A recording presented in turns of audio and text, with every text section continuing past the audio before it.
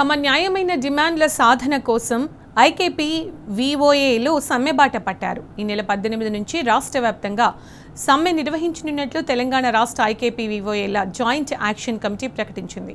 ఈ మేరకు SERP CEO Divya దేవరాజన్కు సమ్మె నోటీసు అందజేశారు. విఓఏలకు కనీస వేతనం 20,000 ఇవ్వడంతో పాటు హెచ్ఆర్ పాలసీ అమలు చేయాలని, డేటా అప్డేట్ చేయడం కోసం ట్యాబ్ అందజేయాలని, ఆరోగ్య బీమా సౌకర్యం కల్పించాలని డిమాండ్ చేశారు. ఎన్నికల సమయంలో రేవంత్ సర్కారు తమకు ఇచ్చిన హామీలు మరిచిందని ఆవేదన వ్యక్తం చేశారు. సమస్యలు పరిష్కరించే వరకు సమ్మె కొనసాగుతుందని ఐకేపీ ఈజిస్ ప్రకటించింది. 18,000 మంది విఓఏలను దృష్టిలో పెట్టుకొని దీర్ఘకాలికంగా పెండింగ్లో ఉన్న సమస్యలను పరిష్కరించాలన్న ఉద్దేశంతో ఈరోజు రాష్ట్ర కమిటీ అనేది సమావేశం ఏర్పాటు చేసుకోవడం జరిగింది. అనేక వినతి పత్రాలను కూడా మంత్రులకు, ఎమ్మెల్యేలకు, ఈఓ గారిని కూడా కలవడం జరిగింది. అయినా సరే పెండింగ్లో ఉన్న మా యొక్క సమస్యలు ఈనాటికి కూడా పరిష్కారం కాలేదు. కాబట్టి రాష్ట్ర జేఏసీ అనేది ఒక నిర్ణయానికి రావడం జరిగింది. ఈరోజు ప్రభుత్వం అనేది 1,000,000 మంది మహిళలను కోటీశ్వరులను చేయాలన్న ఉద్దేశంతో అనేక ప్రగల్భాలు పలుకుతున్నా సరే క్షేత్రస్థాయిలో పనిచేస్తున్న విఓఏలకు మాత్రము నష్టం చేకూరుతుంది. కాబట్టి మా యొక్క బ్రతుకులు మారాలన్న ఉద్దేశంతో విఓఏలకు ఈరోజు ఒక కఠినమైన నిర్ణయాన్ని తీసుకోవడం జరిగింది. 14 రోజులు ప్రభుత్వానికి ఈరోజు మేము సమయం ఇవ్వడం జరిగింది. ఈలోగా ప్రభుత్వం సానుకూలంగా స్పందించని ఎడల 18వ తారీఖు నుంచి మేము సమ్మెకు వెళ్ళాలని చెప్పేసి విఓఏల చేసి ఈరోజు సిఇఓ గారిని కలిసి సమ్మె నోటీస్ ఇవ్వడం జరిగింది.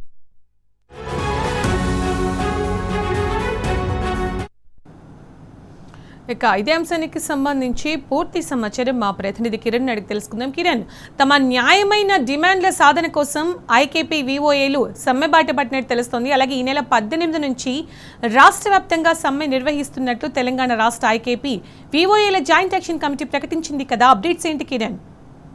సునీత, ప్రధానంగా ఐకేపీలో ఉన్నటువంటి విలేజ్ ఆర్గనైజింగ్ అసిస్టెంట్లు అంతా కూడా ఈ నెల 18 నుంచి సమ్మె బాట పట్టబోతా ఉన్నారు.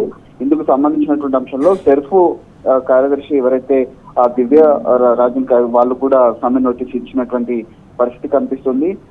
గతంలో ఉన్నటువంటి 5,000 జీతం మాకు సక్రమంగా వచ్చేది, కానీ ప్రస్తుతం వచ్చినటువంటి కాంగ్రెస్ ప్రభుత్వం ఎన్నికల సమయంలో ఇంటింటికి తిరిగి కరపత్రాలు పంచుతూ దాదాపు 20,000 శాలరీ మీకు ఇస్తామని కూడా నమ్మబలికి మమ్మల్ని మోసం చేసినట్టు కూడా వాళ్ళు ఆగ్రహం వ్యక్తం చేశారు. ఇటీవల కాలంలో అనేక సందర్భాల్లో కూడా వందల వినతి పత్రాలు ఇటు మంత్రి సీతక్క కావచ్చు, అంతేకాకుండా ఉన్నటువంటి ఉత్తమ్ కుమార్ రెడ్డి, అప్పుడు నాడు ప్రచారానికి వచ్చినటువంటి కాంగ్రెస్ నాయకులందరికీ కూడా ఇచ్చినప్పటికీ కనీసం మా గౌరవ వేతనం కావచ్చు, ఉన్నటువంటి 20,000 శాలరీకి సంబంధించినటువంటి అవన్నీ కూడా ఇవ్వలేకుండా రాష్ట్ర ప్రభుత్వం మోసం చేస్తుంది. ఖచ్చితంగా ఈ నెల 18 నుంచి సమ్మె చేయాలని కూడా మేము ఏదైతే సమ్మె నోటీసు ఇచ్చామని కూడా చెప్తా ఉన్నారు. ప్రధానంగా ఇచ్చినటువంటి ఏ ఒక్క హామీ కూడా నెరవేర్చకపోవడంతో ఎన్నికల్లో గెలిచి ఇప్పుడు మమ్మల్ని విస్మరిస్తున్నారని కూడా ఆగ్రహం వ్యక్తం చేశారు. నిన్న సమ్మె నోటీసును కూడా సెర్ప్ కార్యదర్శికి ఇచ్చినటువంటి పరిస్థితులు అయితే కనిపిస్తా ఉన్నాయి. నెల 18 నుంచి దాదాపు 18,000 మంది విఓఏలంతా కూడా సమ్మె బాట పట్టబోతున్నట్టుగా తెలుస్తుంది. ఇటీవల కాలంలో సమ్మెల కాలం నడుస్తుంది, ఎండాకాలం కాదు, ఇప్పుడు సమ్మెల కాలం నడుస్తున్నటువంటి ఆ పరిస్థితి మనకు అనిపిస్తుంది. ఎందుకంటే ఆర్టిజన్ల సమ్మె ఓవైపు కొనసాగింది, ఆర్టీసీ ఉద్యోగుల సమ్మె కొనసాగింది, అంతకుముందు మరొక సంఘం కూడా చేసినటువంటి పరిస్థితి. ఇప్పుడు వీళ్ళు కూడా 18,000 మంది కనుక సమ్మెలో వెళ్తే మాత్రం ఖచ్చితంగా రాబోయేటువంటి రోజుల్లో ప్రస్తుతం ఉన్నటువంటి పరిస్థితి కొంత ఇబ్బందికరమైనటువంటి పరిస్థితి గ్రామాల్లో కనిపించేటువంటి అవకాశం అయితే కనిపిస్తుంది. నిన్న వాళ్ళు సమ్మె నోటీస్ ఇచ్చారు. ఖచ్చితంగా ఈ నెల 18 నుంచి తమ సమస్యలు కనుక పరిష్కరించకపోతే విధులు బహిష్కరించి సమ్మె బాట పడతామంటూ కూడా హెచ్చరికలు అయితే జారీ చేశారు. ఖచ్చితంగా డిమాండ్లు నెరవేర్చాలైతే రాష్ట్ర ప్రభుత్వాన్ని కోరుతున్నారు.